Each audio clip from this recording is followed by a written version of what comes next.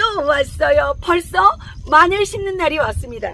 안녕하세요, 들깨 아줌마. 오늘은요, 마늘을 심기 위해서 지금 당장 해야 할 일, 배추 반 만드는 것처럼요, 마늘 반 만드는 것도 마늘 심기보다 더 중요합니다. 지금부터 마늘밭을 만드는 거를 하셔야지만요, 실패 없는 마늘 농사를 하실 수가 있거든요. 들깨 아줌마가 마늘밭 만드는 거 지금부터 알려드릴게요. 마늘이 먼저 품종을 따라서 심는 시기가 다른데요. 저 같은 경우는 두 품종을 함께 심습니다. 자, 이 마늘 같은 경우는 난지역 마늘이라고 하고요. 또는 올마늘이라고 부르고 대서마늘 이런 것들이요. 좀 일찍 심는 마늘입니다. 이 난지역 마늘은 심는 시기는요. 9월 중순부터 늦어도 10월 상순에 심으셔야 이제 땅속에 들어갔을 때 잠이 일찍 깨어나서 싹이 일찍 올라오는 마늘입니다. 그래서 겨울 월동 전에 싹이 어느 정도 한 뼘 정도는 자라고 나서요, 월동이 들어가기 때문에요, 심는 시기를 좀 일찍 심고요. 이 난지역 마늘의 특성은요, 육종 마늘보다는 좀 저장성도 조금 떨어지고요, 그 마늘의 알싸한 맛이 조금 떨어지는 특징은 있지만, 마늘의 구도 크고요. 쪽이 10개에서 12쪽으로 나눠지기 때문에요. 마늘이 사이즈가 커서 까기도 편하고 좋습니다. 이런 장점을 가지고 있고요. 우리나라 사람들이 많이 심는 마늘 중에 하나죠. 요거는 육종 마늘입니다. 육종의 마늘은요, 심는 시기가 대략 한 달 정도 늦어요. 그래서 심는 시기는 10월 중순부터 보통 10월 말까지 많이 심고요. 요거 같은 경우는 심고 나서 휴번 기간, 땅속에 들어가서 끼어나는 시간이 오래 걸리기 때문에요. 먼저 심고 나서도 뿌리만 살짝 내리고요. 겨울 월동적에는 싹을 보지를 못하는 마늘이에요. 이 육종 마늘은 싹을 봄이 돼야 볼 수가 있고요. 자, 육종 마늘이 우리 사람들이 선호하는 것 중에 하나가 마늘의 그 알리신이라고 그러죠. 그 알싸한 맛이 조금 더 강하고요. 저장성이 더 뛰어나다고 해서 육종 마늘을 많이 심는데요.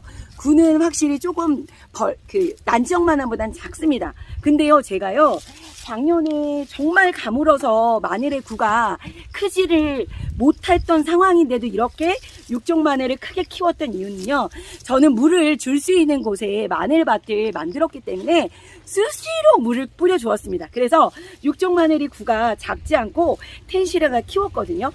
꼭 육종 마늘이 작다고 해서 저는 정말 많은 차이가 날 줄 알았는데요. 육종 마늘도요, 잘 키우면요, 사이즈가 그렇게 크기가, 얘는 마늘의 구가 큰 난지역 마늘, 얘는 마늘 구가 작다는 육종 마늘인데도 그냥 봤을 때 조금밖에 차이가 안 났습니다.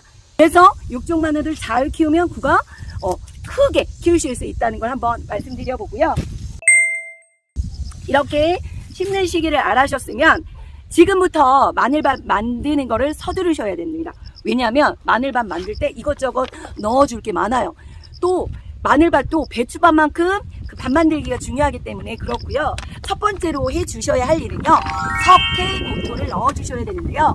석회는 칼슘 성분이고 고토는 마그네슘 성분입니다.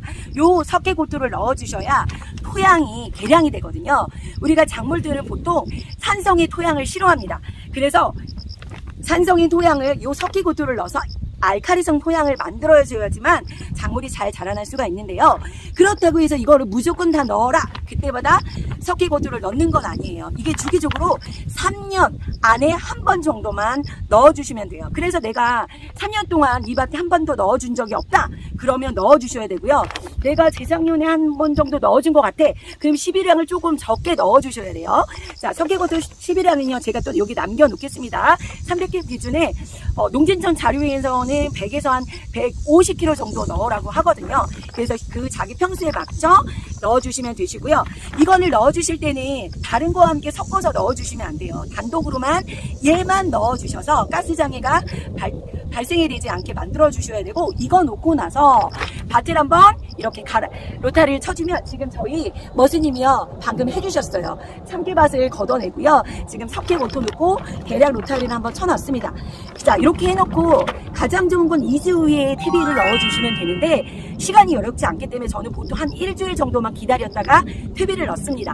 근데 보통 퇴비를 넣으실 때요, 퇴비랑 비료랑 요거를 한꺼번에 넣고요 바로 비닐 멀칭을 하는 경우가 많아요. 근데 그러시면 안 되세요. 만약에 집에 가지고 계신 퇴비가요 아주 오랫동안 묵혀놨던 퇴비였어요. 그러면 저 같은 경우는 퇴비가 오랫동안 묵혔던 퇴비 같은 경우는 사실 가스장애가 발생이 좀 안 되거든요. 그래서 그 비료와 함께 퇴비랑 같이 넣고 바로 밭을 만들고 비닐 멀칭도 쓴 적도 있었지만 올 봄에 퇴비를 가져온 퇴비라면요 보통 이게 미부숙된 퇴비이기 때문에 이런 거를 가스장애가 꼭 생길 수가 있고요. 또 문제는 마늘은 땅속에 그 고자리파리의 피해가 가장 심한 작물 중에 하나거든요. 이게 퇴비가 미부숙 퇴비로 인해서 거기에 고자리파리 그 알을 까고 갑니다. 그래서 이제 4월경에 그 알이 이제 까지면서 이 마늘을 이제 땅땅땅땅 이제 갉아먹고 이런 피해가 극심하게 되기 때문에 퇴비를 꼭 뿌려주시고요. 최소한 일주일 정도만 내비두셨다가 가장 좋은 건 그 다음에 일주일 후에 비료, 토양살충제 이런 것들을 넣어주시는 게 가장 좋다는 거 말씀을 드리고요. 그래서 저는 일주일 있다가 퇴비 넣고 또 일주일 있다가 지금 비료 같은 거를 넣어주려고 합니다. 자, 비료를 넣어주실 때는 자기가 가지고 있는 비료가 복합 비료인지 비료에 따라서 퇴비거든요. 그거 꼭 시비랑 참고하시고요. 자, 저 같은 경우는 요번에는 두프로라는 이제 밑거름용의 이 복합 비료를 사용할 거고요. 이 두프로 같은 경우는 이제 좋은 거는 칼슘이 함께 넣어 있어서 요게 좋고요. 칼슘이 들어 있으면 모든 작물의 조직을 단단하게 만들어줘요. 배추도 단단하게 만들어주고 마늘의 구도 단단하게 만들어주고요. 또 하나 넣어줘야 할 게 이 황의 성분이 들어가야 되거든요. 이 마늘 같은 경우는 이 황 성분이 이 저장성도 좋게 해주지만 이 마늘의 알싸한 맛을 더욱더 좋게 만듭니다. 그래서 황산 가루가 있으시면 황산 가루를 넣어주셔도 되고요. 저 같은 경우는 이게 칼슘 유황 비료예요. 매년 저는 요거를 같이 넣어주기도 합니다. 웃거름 주실 때도 이 칼슘 유황 비료를 같이 넣어주시거든요. 보통 복합 비료나 NK에는 이 칼슘과 유황 비료가 들어있지 않는 비료들이 많아요. 그래서 그 복합 비료와 함께 이렇게 칼슘 유황 비료를 섞어서 주시면 너무 좋으세요. 칼슘도 되고 황의 성분도 같이 넣어주시니까 요것도 함께 밑거름으로 넣어주시고, 요거 같은 경우는 과일, 이 과일에는 이 황이 뭐든지 다 들어가야 그 맛 또한 좋아지거든요. 그래서 한 포 이런 거 준비하시면요, 뭐 과일에도 쓰실 수 있고, 마늘에 웃거름을 주실 때도 NK와 함께 뭐 이 유황, 칼슘 요거를 같이 섞어서 주시면 더욱 좋고요. 제가 올해 올 마늘, 난지마용 마늘을 심고 나서요, 이 마늘을 먹어봤는데요, 육종 마늘의 알싸한 맛과 이 난지용 마늘의 알싸한 맛이 거의 똑같이 느껴지더라고요. 그래서 제가 느끼기에 보통 이 올마늘은 이 알싸한 맛이 좀 떨어진다고 하잖아요. 근데 저 같은 경우는 알싸한 맛이 좀 제법 있어서 왜 그러나 분석을 해봤더니, 제가 작년에 매번 이렇게 칼슘 유황을요, 매번 웃거름 질 때 같이 복합 비료와 함께 섞어 주었거든요. 그래서 이 맛 또한 얘도 알싸한 맛이 더 강해지지 않았나 싶습니다. 자, 이것 또한 참고하시고요.